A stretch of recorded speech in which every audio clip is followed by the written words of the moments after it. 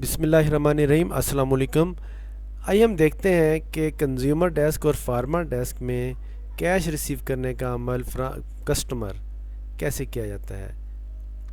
تو cash received from customer, ہم جانتے ہیں کہ جب ہم نے کیش فیڈ کرنا ہے تو ڈیفینیٹلی کیش ریسیو کرنے کے لیے ایک ریسیویبل رپورٹ ہوتی ہے جو ہمارے سامنے ہونی ضروری ہے۔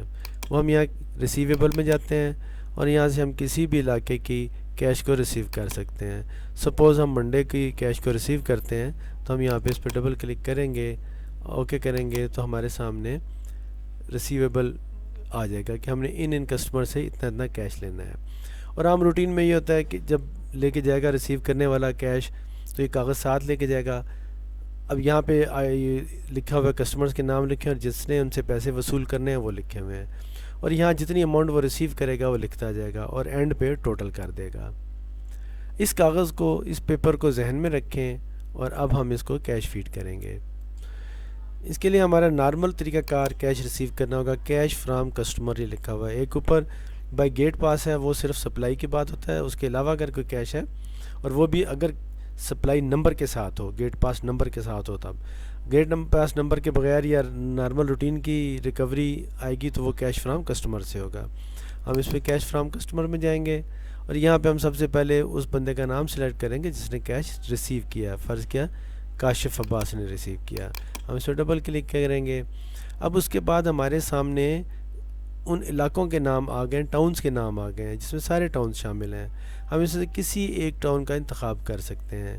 فار ایگزامپل ہم کہتے ہیں منڈے، ہم منڈے کا کلک کرتے ہیں تو ہمارے سامنے منڈے کے تمام کسٹمرز کی لسٹ آ گئی ہے۔ اب جس کو بھی ہم سلیکٹ کریں گے ہمیں یہ بتائے گا کہ یہاں پہ اس کا پریویس بیلنس کتنا ہے۔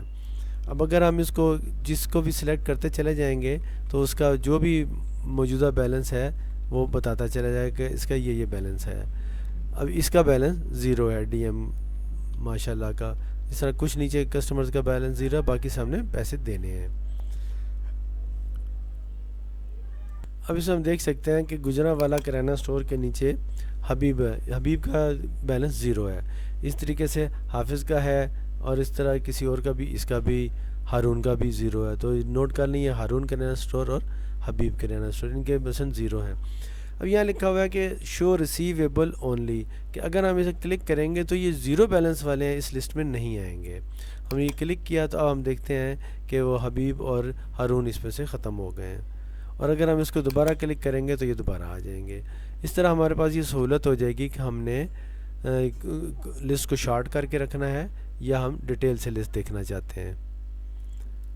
اب جس سے ہم نے پیسے وصول کرنے ہیں، فار ایگزامپل ہم نے اس سے پیسے وصول کیے تو ہم اس کو انٹر کریں گے، اور یہاں پہ انوائس نمبر آپشنل ہے، دینا چاہیں تو دے دیں، نہ دینا چاہیں تو کوئی لازمی نہیں ہے۔ اماؤنٹ اس نے جتنی اماؤنٹ بھیجی، اب فرض کریں اس نے ہمیں 5000 روپے بھیجے تو یہاں پر لکھا جائے گا کہ بقایا اب اس کا بیلنس اتنا ہو جائے گا، جب ہم یہ اماؤنٹ پوسٹ کریں گے تو اس کا بقایا بیلنس اتنا رہ جائے گا۔ ہم اس کو اوکے پہ انٹر کریں گے اور یہ نیچے آ جائے گی ویلیو۔ اس طریقے سے ہم کسی اور کا حاجی کا مثلا دیکھتے ہیں، اس نے ہمارے 13,339 دینے ہیں، ہم انوائس نمبر لکھیں یا نہیں لکھیں یہ لازمی نہیں ہے۔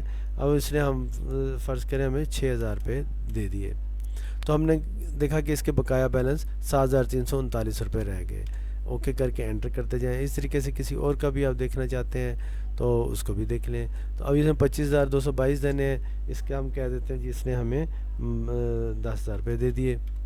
تو اس طریقے سے ہمیں جتنے بندوں نے پیسے پے کیے ایک سب ریکوری میں، ہم ان سب کی انٹری کرتے چلے جائیں گے اور یہاں اس کا ٹوٹل ہوتا چلا جائے گا۔ اب یہاں پہ ہم دیکھ رہے ہیں کہ اس کا ٹوٹل جو ہے 21,000 روپے ہو گیا ہے۔ تو ہم اپنے اس کا پیپر پہ جو ہمیں ریکوری کرنے والے نے لا کے دیے ہیں اس کی اماؤنٹ اور اس کی اماؤنٹ کو میچ کریں گے۔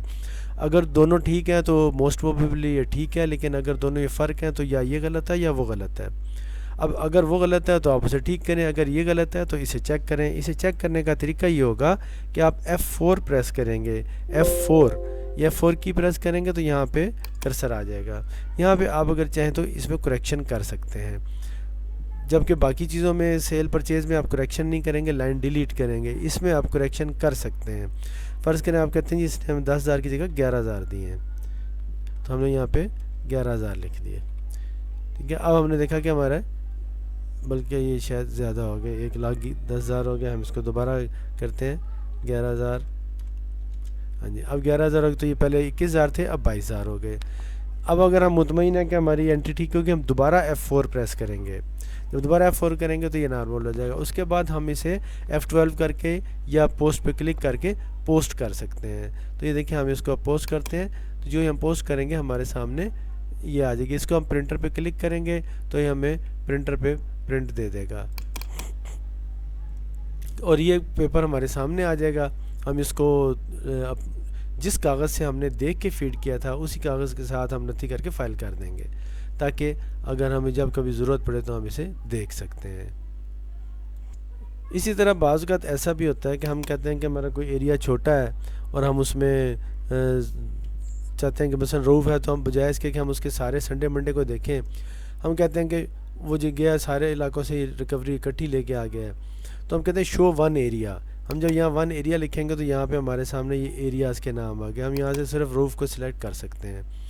اب اگر ہم اس کو سلیکٹ کریں گے تو ہمارے سامنے اب روف کے اتفاق سے ایک ہی کسٹمر ہے. تو ہم اسی طرح کوئی اور بھی دیکھنا چاہیں. اب اگر ہم کوئی اور سلیکٹ کرنا چاہتے ہیں یا ایڈ کرنا چاہتے ہیں، ہم سیف الرحمان کو جاننا چاہتے ہیں، تو یہ سیف الرحمان کے سارے علاقے کے کسٹمرز آ گئے. اب فرض کر لیتے ہیں کہ ہم اس میں سے کسی کو بھی وصولیاں ڈالنا چاہیں تو وصولی ڈال سکتے ہیں. اسی طرح اگر ہم اس کو ون ایریا کے بجائے ہم چاہیں گے کہ نہیں ہم نے تو ٹاؤنز کے حساب سے ہی چلنا ہے، تو ہم اس کو دوبارہ ٹاؤنز کے حساب سے دیکھتے ہیں. اب فار ایگزامپل ہم نے کاشف عباس کو دیکھا، ہم اس پہ گئے تو اب یہاں پہ سنڈے منڈے فرض کرنا جی ہم نے سنڈے کا اس کا کیش وصول کرنا تھا. ہم یہاں پہ آ گئے، اس کے ہم نے 5,000 روپے وصول کر لیے.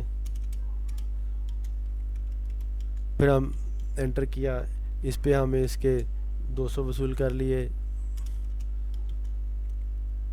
چلیں 220 وصول کر لیے.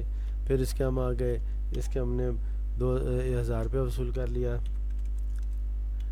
اب یہ ہم نے ایک علاقے کے وصول کیے تھے. اب ہم کہتے ہیں کہ یہ بندہ کسی اور علاقے کے بھی اسی میں لے کے آ گیا ہے، تو ہم دوبارہ سلیکٹ کسٹمر پہ جاتے ہیں اور ہم کہتے ہیں کہ فرض کریں تھرسڈے والے علاقے سے بھی لے آیا ہے، وہ بھی ہم نے بیچ میں ڈال دیے. ہم کہتے ہیں یہ تھرسڈے کا اس نے بورڈین کے، اس کے تو خیر 0 کا بیلنس ہے.